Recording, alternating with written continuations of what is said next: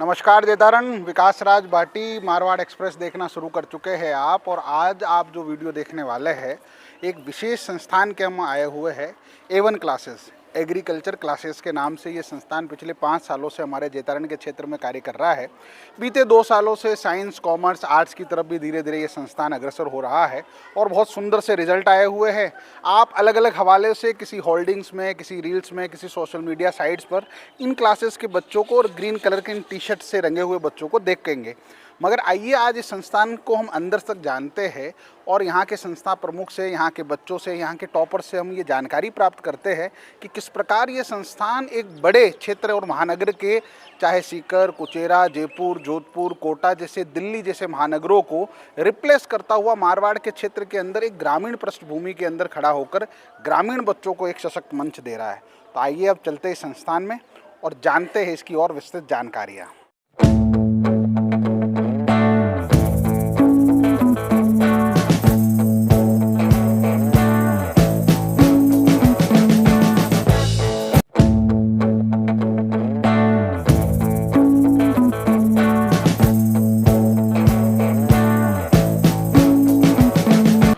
पहले तुम्हें ज्ञान से मोड़ दिया जाएगा, फिर किसी जुर्म से जोड़ दिया जाएगा। हाथ से हाथ की जंजीर बनाकर निकलो, वरना किसी माला की तरह तोड़ दिया जाएगा। नमस्कार, विकास राज भाटी नाम है मेरा। मारवाड़ एक्सप्रेस देखना शुरू कर चुके हैं आप। शुरुआती पंक्तियाँ इस बात की भूमिका है कि विद्यार्थी जिस शिक्षा के क्षेत्र में कार्य करता है, वहाँ शिक्षक की कड़ी से कड़ी जुड़कर ही शिक्षा के पथ पर अग्रसर उसको कर सकती है। आज के YouTube और रील्स के दौर में हम जब बच्चों के मार्क्स देखते हैं और उनकी पढ़ाइयाँ देखते हैं, तो हर बच्चे के मन के अंदर जिले की मेरिट को टॉप करने का और अलग अलग तरह के मान सम्मान प्राप्त करने का जी के अंदर इच्छाएं आ जाती है। मगर वो जो रास्ता है एक कठिन परिश्रम से होकर निकलता है। उस कठिन परिश्रम के अंदर जो सारथी बनता है वो गुरु बनता है, और वो गुरु ही उस माला को जोड़ते जोड़ते उस बच्चे को, चाहे वो 11th 10th में फेल हुआ हो, मगर उसमें वो क्षमताएं पैदा करता है कि वो 90, 100, 100 ऐसे नंबर ले आए, जिससे कि आने वाले भविष्य के जीवन में उसके अंदर एक अपने आप के अंदर आत्मविश्वास पैदा हो कि वो इस कंपटीशन के दौर में जहाँ गलाकाट प्रतियोगिताएं चल रही है वहाँ पे अपना एक स्थान सुनिश्चित कर सके। A1 क्लासेस के अंदर हम आज आए हुए हैं और संस्था के प्रमुख लोग हमारे साथ में सुभाष जी है और सर है। हम इनसे जानने की कोशिश करते हैं कि बहुत सारी संस्थाएँ हमारे इस क्षेत्र में कार्यरत कर रही है। A1 क्लासेस ऐसा क्या विशेष कार्य कर रही है जिससे पिछले 5 सालों में संस्थान ने जिस प्रकार की प्रगति पाई है, जिस प्रकार का जुड़ाव है कि सीकर, जोधपुर, जयपुर और कोटा जैसे बड़े बड़े शिक्षा के महामठ, वहाँ से बच्चे ना जाकर स्थानीय क्षेत्र के, हमारे मारवाड़ क्षेत्र के जो बच्चे हैं वो बड़ी संख्या में आज तकरीबन 550-600 बच्चे की स्ट्रेंथ लेकर ये संस्थान जयतारण के क्षेत्र में कार्य कर रहा है। तो सर बहुत बहुत स्वागत, सम्मान मारवाड़ एक्सप्रेस से बातचीत करने के लिए। और पहला ही बिना औपचारिकता से आपका एक सवाल कि 5 साल पहले जब आप इस क्षेत्र में आए थे और आज तकरीबन 500-600 बच्चे की स्ट्रेंथ है, कैसा अनुभव कर रहे हैं आप? सबसे पहले तो विकास जी आपका बहुत बहुत धन्यवाद कि आप संस्थान में पधारे और इस प्रकार से बच्चों का इंटरव्यू लिया। जिस प्रकार से हमने 2020 में शुरुआत की थी, हमारा शुरुआती दौर थोड़ी अग्नि परीक्षा का था। 17 मार्च 2020 को हमारी स्थापना होती है और 22 मार्च को लॉकडाउन लग जाता है। पहला साल पूरा हमने लॉकडाउन में निकाला। फिर अभी तक हमने प्रभावी रूप से 4 साल ही काम किया है। और जब शुरुआत हुई थी तब से ही हमारा मेन जो उद्देश्य और मोटो था कि भाई यहाँ जो आसपास की जो एजुकेशन चल रही है उस सिस्टम को थोड़ा सा अपने को डेवलप करना है। अभी तक जो हमने देखा कि यहाँ जो सिस्टम चल रहा है अपने आसपास के मारवाड़ के बेल्ट के अंदर, रट्टाफिकेशन वाला काम चल रहा है कि भाई बच्चा आया उसको मार पीट के रटाओ करो, कैसे करके परसेंटेज बनाओ। हमने उस शिक्षा को चेंज किया। इसके लिए अपने को एजुकेशन देनी है। देन एक गुरुकुल टाइप का संस्थान यहाँ पर खड़ा करना है, जिसके अंदर बच्चा 24 घंटे रहे, वहीं हॉस्टल्स वहीं हो, बच्चे को एक अच्छा खाना मिले, पौष्टिक खाना मिले, बच्चे की पूरी 24 घंटे की एक नियमित दिनचर्या चले, साथ साथ बहुत अच्छी पढ़ाई हो। जब हमने शुरुआत की थी तब हमने ये कभी नहीं सोचा कि भाई अपने को यहाँ से एजुकेशन से पैसा कमाना है। हम हमारा अच्छा से काम करते गए। जब 2020 से हमारे साथ में जो फैकल्टीज़ जुड़ी हुई थी, आज भी सभी फैकल्टीज़ हमारे वही जुड़ी हुई हैं। 2 लोग एक्स्ट्रा ही जुड़े हैं, लेकिन उसमें से कम नहीं हुए हैं। तो तो लगातार ये संस्थान उत्तरोत्तर प्रगति कर रहा है। हम हर साल कोई ना कोई नई चीज़ एक्स्ट्रा करते हैं, एक नई चीज़ जोड़ते हैं। जब संस्थान की शुरुआत हुई थी तब एक कंपटीशन लेवल की एग्रीकल्चर के जो जेट और सीयूटी का एग्ज़ाम होता है उसकी पढ़ाई के लिए, तैयारी के लिए हमने इस संस्थान की स्थापना की थी। धीरे धीरे हमें समय की मांग देखने को मिली कि भाई अपने को एकेडमिक के अंदर भी आना चाहिए। फिर हमने धीरे धीरे 11th और 12th एग्रीकल्चर स्ट्रीम से फाउंडेशन बैच स्टार्ट किया।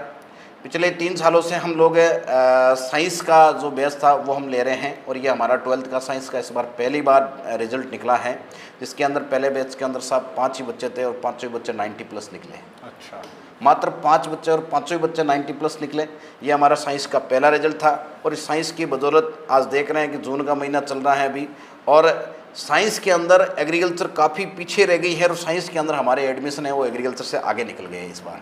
और हमें पूरी उम्मीद है कि इस बार 11th के अंदर जो हमारा साइंस का बैच बनेगा वो बहुत अच्छे से बनेगा और हमारी फैकल्टी भी लगातार मेहनत कर रही हैं और बच्चों को सही मार्गदर्शन दे रहे हैं मारवाड़ क्षेत्र के अंदर।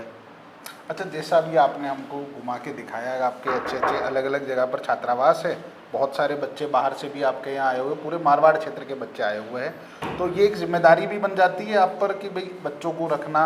छात्रावास की व्यवस्थाएं किस तरह की है, हमारे जनता को ये बताएं, क्योंकि जब बच्चे को कोई पेरेंट्स भेजते हैं तो उसके खाने का, पीने का, रहने का, ये एक जनरल सी क्वेरी उनके मन में रहती है। तो छात्रावास का संचालन कैसे होता है?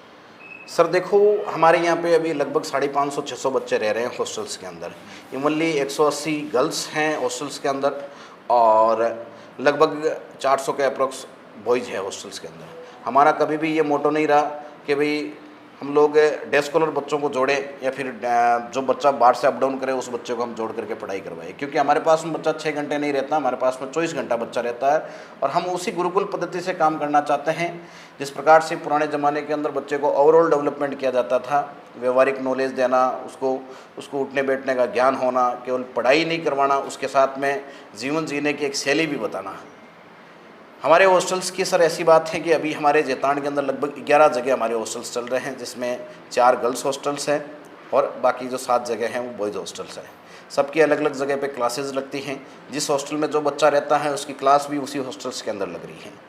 हॉस्टल्स के अंदर 2-3 चीज़ें बहुत ज़रूरी होती हैं। एक तो जब भी बच्चा घर छोड़ करके हॉस्टल्स के अंदर आता है तब उसको खाने को लेकर के सबसे बड़ी एक क्यूरी रहती है। पेरेंट्स भी आते हैं, उनको भी क्यूरी रहती है। खाना हमारा जो बाहर का स्टाफ है, हमारा पूरा जो टीचिंग स्टाफ है वो भी हमारे हॉस्टल्स के अंदर ही रहता है। जो हमारा स्टाफ खाना खाता है वही हमारे बच्चे खाना खाते हैं। मेरा हमेशा से मोटो यही रहा है कि भाई बच्चे को अच्छा से अच्छा पौष्टिक खाना दें, ताकि बच्चा अगर खाना ढंग से खाएगा तो उसका शारीरिक स्वास्थ्य अच्छा रहेगा, तो अपने को बार बार हॉस्पिटल वगैरह की समस्या नहीं आएगी और बच्चा पूरी साल भर निश्चिंत होकर के पढ़ाई करेगा। घर वाले भी इससे निश्चिंत रहते हैं। मॉर्निंग का नाश्ता मिलता है, देन लंच और डिनर के अंदर 4 आइटम मिलते हैं, सब्जी, रोटी, दाल और चावल, हरी सब्जी मिलती हैं। साथ में संडे को स्पेशल डाइट होती है। इसके अलावा मनोरंजन के लिए भी बच्चों को हम शाम को 1 घंटे ग्राउंड के ऊपर लेके जाते हैं, जहाँ खेलने वगैरह का सुविधा है हमारे पास में।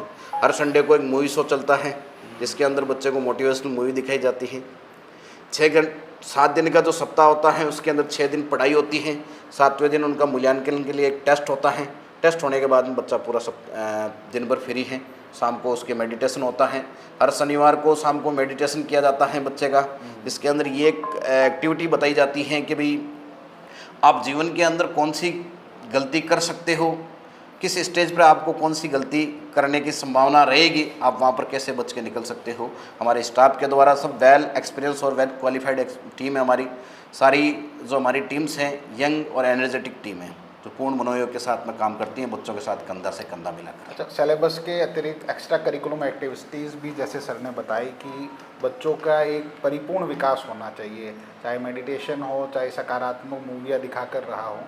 सर, शिक्षा के क्षेत्र में चूँकि मारवाड़ से तो अनवरत रूप से अच्छे रिजल्ट्स आ रहे हैं। इस बार के हमने जब बोर्ड क्लासेस के रिजल्ट भी देखे तो बच्चे जिले की मेरिटों में आ रहे हैं। मगर आप धीरे धीरे, चूँकि आप एग्रीकल्चर के फील्ड से बहुत नज़दीकी से जुड़े हुए भी हैं और क्लासेस भी आपने इसी मोटिव से शुरू करी थी और धीरे धीरे इसकी व्यापकता बढ़ती गई। आज आप साइंस में भी, कला में भी और धीरे धीरे वाणिज्य की अलग अलग संकाय की तरफ जा रहे हैं। मगर जब आप अपने कॉम्पिटिटर के तौर पर देखते हैं कि ये सारी व्यवस्थाएं जब मैं पढ़ता था तो मुझे निजी तौर पर पता है आपको कुचेरा जाना पड़ता, या आज भी सीकर या और कई बड़े बड़े जगहों पे महानगरों में जाना पड़ता। तो चेतारण को लेकर आपको क्या क्या संभावनाएं नजर आती है इस क्षेत्र में? सर मैं ज़्यादा तो कुछ नहीं कहूँगा। जिस प्रकार से हम लोग काम कर रहे हैं, हमारी पूरी टीम काम कर रही है, हमारा एक मोटो है कि जो भी बच्चे इस मारवाड़ क्षेत्र से इस भीड़ भाड़ वाली दुनिया के अंदर सिक्कर कोटा और जो भी जहाँ जहाँ पर जा रहे हैं। अच्छा, उनकी रेट और आपकी जो एजुकेशन की रेट होती है, क्योंकि ग्रामीण अंचल को देखने वाले हमारे मारवाड़ एक्सप्रेस के लोग हैं, तो पैसों को लेकर भी बड़ी तनातनी में रहता है कि कितना फ़र्क पड़ जाता है अगर आपने यहाँ संस्थान में पढ़े, क्योंकि रिजल्ट तो रिजल्ट है, भले कहीं से आओ, यहाँ से और वहाँ से, कितना फ़र्क पड़ जाता है? सर देखो, हमारा संस्थान राइजिंग संस्थान है, अभी तक उसको ग्रोथ कर रहा है, उठ रहा है। तो ऑब्वियसली बात है कि जब भी कोई संस्थान राइजिंग करता है तो उसको भरपूर मेहनत करनी पड़ती है। जो एक बार संस्थान राइज हो जाता है उसके बाद में अपने आप ही उसके ब्रांड्स बनने के बाद में रिजल्ट्स आता है। तो हम लोग बच्चों के साथ में कंधा से कंधा मिला करके अच्छी सी मेहनत कर रहे हैं, हमारी टीम। रही बात है कि फ़ीस वगैरह की, जहाँ बच्चे 2 लाख 2.5 लाख रुपए हॉस्टल्स और स्कूल्स वगैरह के देते हैं, जहाँ दूसरे संस्थान के अंदर या हॉस्टल सिक्कर कोटा के अंदर जा कर के बिल्कुल नॉमिनल प्राइस के अंदर, जैसे हमारी इस बार की जो 12th की जो फीस है विद फाउंडेशन स्कूलिंग और हॉस्टल्स, वो 1,02,000 रुपये है। जस्ट आधी फीस के अंदर हम लोग जिस प्रकार से कोटा और सिक्कर की जो फैकल्टीज़ काम कर रही है, संस्थान काम कर रही है, उसी प्रकार की 11th की हमारी फ़ीस जिस प्रकार से 96,000 रुपये फ़ीस है पूरे साल की, और 9th-10th की हमारी फ़ीस जैसे 9th की 78,000 बच्चे को यहाँ रुकना, खाना, हाँ, पढ़ना, लाइब्रेरी, सारी चीज़ें इंक्लूड, सारी चीज़ हैं। बच्चों को घर से भी कुछ भी नहीं लाना पड़ता है, जो भी उसकी आवश्यक वस्तुएं होती है वो भी सब हम हॉस्टल के अंदर प्रोवाइड करवाते हैं। आप हमारा गर्ल्स और बॉयज़ हॉस्टल देखोगे तो आप वाकई में अचंभित होगे कि जेतान में भी इस प्रकार के संस्थान और इस प्रकार की व्यवस्थाएँ हैं क्या। सर आखिर में शिक्षा के क्षेत्र में आप अद्भुत कार्य कर रहे हैं और खासकर कृषि से आप जुड़े हुए हैं, तो जो भी नए लोग संस्थान से जुड़ने वाले हैं इस वीडियो के बाद में या जो भी प्रचारित होगा, उन विशेष लोगों के लिए आप क्या एक प्रेरणादायक संदेश देना चाहेंगे? मेरा संदेश इतना सा है बच्चों के लिए, अगर आसपास के आप बच्चे हैं जो पढ़ना चाह रहे हैं, आप लोग एक बार संस्थान आकर के विजिट करें। आपको प्रवेश कहीं पे भी लो, कोई वो उसका एक दबाव नहीं होता है, लेकिन एक बार संस्थान आकर के आप विजिट करें और आपको वाकई में लगेगा कि भाई एक वेल एक्सपीरियंस फैकल्टी, एक एनर्जेटिक टीम यहाँ पे काम कर रही है। हॉस्टल्स, लाइब्रेरी, स्कूल और कोचिंग एक ही कैंपस के अंदर बच्चे को प्रोवाइड करवाई जा रही है। बहुत नॉमिनल प्राइस के अंदर प्रोवाइड करवा रहे हैं, क्योंकि यहाँ आसपास सब ग्रामीण जो किसान परिवार के बच्चे हैं वो यहाँ पढ़ने के लिए आते हैं। हमारे पास में 9th, 10th, 11th और 12th 9 to 12 एकेडमिक चला रहे हैं हम लोग, और 12th के बाद में नीट, IIT, जेट और CUT की भी हम लोग बैच चला रहे हैं। पिछली बार हमारे जेट के अंदर ऑल ओवर राजस्थान 3री रैंक थी जनरल कैटेगरी के अंदर, CUT के अंदर ऑल ओवर इंडिया हमारी 18वीं रैंक थी। अभी हमारे पास में वर्तमान में राजस्थान के 14 जिलों के बच्चे पढ़ रहे हैं। आप जब उसका अगर इंटरव्यू करो तो आपको बाड़मेर के भी बच्चे मिलेंगे, जैसलमेर, जालोर, सिरोही, ये अपने नागौर वगैरह तो है ही आसपास के, लेकिन दूर दूर से भी बच्चे यहाँ पढ़ के आ रहे हैं, क्योंकि हमारी टीम आज से काम नहीं कर रही, हमारी टीम पिछले 11 सालों से इस फील्ड के अंदर है जो तैयारी कर रही है। तो आइए संस्थान की और विस्तृत जानकारी जानने के लिए हमारे साथ में संस्थान के बीते 1-2 वर्षों के और इस साल के कुछ टॉपर्स हमारे साथ में हैं, इनसे बातचीत करते और जानते कि बहुत सारे संस्थान हमारे क्षेत्र में शिक्षा के जगत में काम कर रहे हैं, मगर A1 क्लासेस ऐसा क्या करता है कि 90, 95 और उससे अधिकतर की मेरिट, और एक उदाहरण तो हमारे साथ ऐसे है कि बीते साल भैया के 11th में लगभग फेल की स्थितियाँ रही और इस बार 90% रहे। तो बच्चे की मेहनत के साथ में संस्थान भी ऐसे कुछ कार्य करता है, पर्सनल असिस्ट करता है बच्चे को कि बच्चे का इस प्रकार का रिजल्ट निकल के आता है। हमारे साथ में एक टॉपर है इसी संस्थान के, हम उनसे जानने की कोशिश करते हैं कि इन्होंने किस प्रकार परिश्रम किया, यहाँ के छात्रावास में रहकर यहाँ के टीचर से किस प्रकार का असिस्ट उनको मिला कि इतने शानदार से प्रतिशत उन्होंने प्राप्त किए। सर आपका क्या शुभ नाम है? दिलीप जी, बहुत बहुत स्वागत सम्मान आपका हमारे मारवाड़ एक्सप्रेस पर। और बताइए कि A1 क्लासेस के साथ में आपका सफ़र किस तरह से शुरू हुआ? मैंने A1 यहाँ पहले पढ़ रहे एक विद्यार्थी से सुना था, बाद में मैं यहाँ एडमिशन लिया। मैं यहाँ 11th 12th फाउंडेशन से यहाँ पर। तो यहीं छात्रावास में रहते थे आप? Yes sir. अच्छा। तो छात्रावास में जब आप आए थे, आपका गांव कौन सा है? मेरा गांव जाख से आप आते हैं ना, तो बड़ा रूरल सा गांव है और आपने ये सब किया। आपके 12th में 95.80% है। कौन से संकाय से आते हैं आप? कला से? कृषि से। अच्छा, आप कृषि से ही हैं। अच्छा, ये संस्थान मैंने पहले भी आपको शुरू के वीडियो में बताया, कृषि एग्रीकल्चर जो हमारे भारत की इकॉनमी का एक ऐसा सेक्टर है जिसकी बुनियादी जीडीपी ही दिशा करती है कि इस बार भारत की अर्थव्यवस्था किस तरफ जाएगी। एग्रीकल्चर से आने वाले कुछ सालों में हमने देखा कि बच्चे साइंस की अलग सी एक माया की तरफ भागे दौड़े जा रहे थे, मगर एग्रीकल्चर को समर्पित ये संस्थान अपने आप में अद्भुत कीर्तिमान स्थापित कर रहा है। तो कैसी जर्नी रही आपकी? सर टीचर के द्वारा दिए गए टास्कों को पूरा करते थे। शाम को संस्थान की लाइब्रेरी में जाते थे। 8 बजे से शाम रात 12 बजे तक होती थी। स्वाध्याय और अध्यापकों की मेहनत से मैंने तो हमारे साथ में एक स्टोरी आप सबको ज़रूर सुननी चाहिए, मारवाड़ एक्सप्रेस से भी और एवन क्लासेस से भी। अच्छा, ऐसे किस्से कहानियाँ बहुत कम सुनने को मिलते हैं कि कोई बच्चा किसी क्लास में फेल हो जाए और अगले ही साल वो 90% अंक प्राप्त कर ले। पिशागन से हमारे बीच में है अवतार जी। अवतार जी से जानते हैं? अवतार जी 11th में फेल हो गए थे आप? अच्छा, फेल होकर वापस 90% की यात्रा, किस तरह सफ़र काटा और एवन ने कौन सी सहायताएं आपको उपलब्ध करवाई? सर एवन ने हमें अच्छी से अच्छी गाइडेंस दी और मोटिवेट किया कि फेल हुए बच्चे भी 90+ क्रॉस कर सकते हैं, और इसी गाइडेंस की वजह से 90.60% प्राप्त किए। अच्छा, फेल होने की छवि आजकल के समाज में अंक से बच्चे तोले जाते हैं, वो अलग बन जाती है, और वहाँ से निकलकर फिर आप एक 90% की अपने आप में एक महत्वपूर्ण सूची होती है 90% के अंक लाने में। सामाजिक रूप से क्या बदलाव देखे आपने? क्योंकि जब फेल हुए होंगे तो कुछ लोगों ने मीठे मीठे ताने भी दिए होंगे, और जब 90% आ गए तो कई माला और साफे भी आए होंगे। कैसा बदलाव रहा है? फेल होने के बाद मैं यहाँ पे हॉस्टल में आ गया, तो गांव वालों से तो दूरी हो गई, कोई ताने तो मिले ही नहीं। बस अच्छा, हॉस्टल कैसे आए, किस रेफरेंस से आए आपने? मेरी दीदी यहाँ पे पहले कोचिंग करती थी, उसी वजह से मुझे पता चला और मैं यहाँ पे आया। और फिर क्या आपको यहाँ की सुविधाएं क्या क्या मिली हैं? यहाँ पे हॉस्टल और स्वाध्याय के लिए शाम को लाइब्रेरी और time to time coaching classes होती थी। तो हमारे साथ संस्थान के एक वरिष्ठ अध्यापक HR चौधरी साहब है, बहुत अच्छे वक्ता भी है और बहुत मिलनसार हंसमुख रवैये के हैं।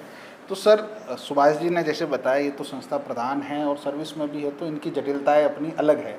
आप बच्चों से सीधे संवाद करते हैं, कक्षाओं में जाते हैं और पढ़ाते हैं, तो आपका अनुभव बच्चों के साथ कैसा है? क्योंकि आपका राइजिंग संस्थान है, जैसा सर ने बताया, तो आपकी मेहनतें भी ज़्यादा रहती है। तो दूसरे संस्थान से इतर आप विशेष क्या करते हैं? क्या आपका कोई साप्ताहिक शेड्यूल है, या बच्चों पर किस प्रकार की मॉनिटरिंग होती है कि इतने अच्छे रिजल्ट्स आ पाते हैं?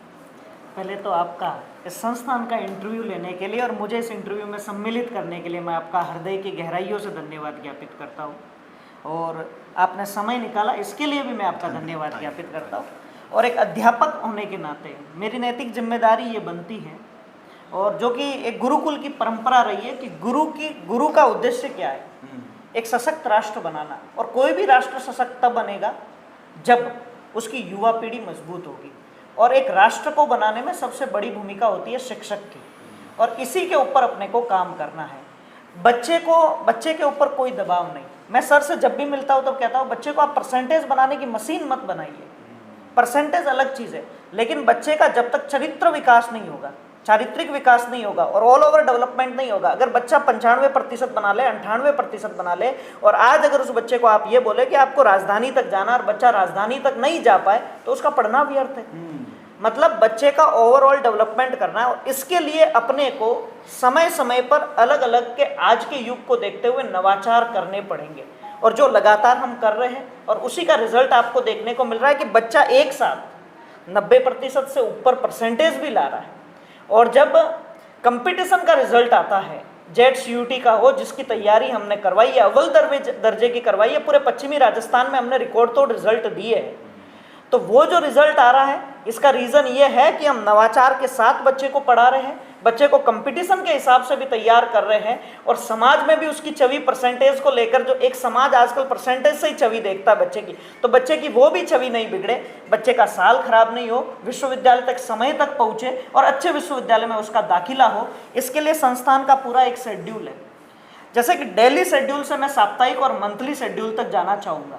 पूरा हमने तय कर रखा है कि सबसे पहले बच्चे को सुबह 6 बजे उठाया जाएगा। 6 बजे उठने के बाद में उसका चाय नाश्ता और अपने जितने भी दैनिक कार्य होते हैं उस पूरे होने के बाद में लगभग 7:30-8 बजे से हमारा कोचिंग शुरू हो जाता है, जहाँ पे बच्चे की नियमित क्लासेज चलेगी। 12:30-1 बजे तक ये 5 से 6 घंटे नियमित क्लास चलती है, उसके बाद में बच्चे को दोबारा लंच का टाइम हो जाता है, बच्चा लंच करता है, 1-2 घंटे आराम करने के बाद में 2 घंटे उसके डाउट प्रॉब्लम सॉल्विंग काउंटर लगता है, जिसमें वो अपने डाउट सॉल्व करवाने के लिए हमसे मिलता है। और मैक्सिमम स्टाफ जो है वो हॉस्टल में ही रहता है। जैसे कि मैं भी एक हॉस्टल में रहता हूँ, तो वहाँ के बच्चे कोई भी प्रॉब्लम हो तो मुझसे पूछ लेते हैं। इस प्रकार से केमिस्ट्री की फैकल्टी या बायोलॉजी की फैकल्टी वो हॉस्टल में ही रहते हैं।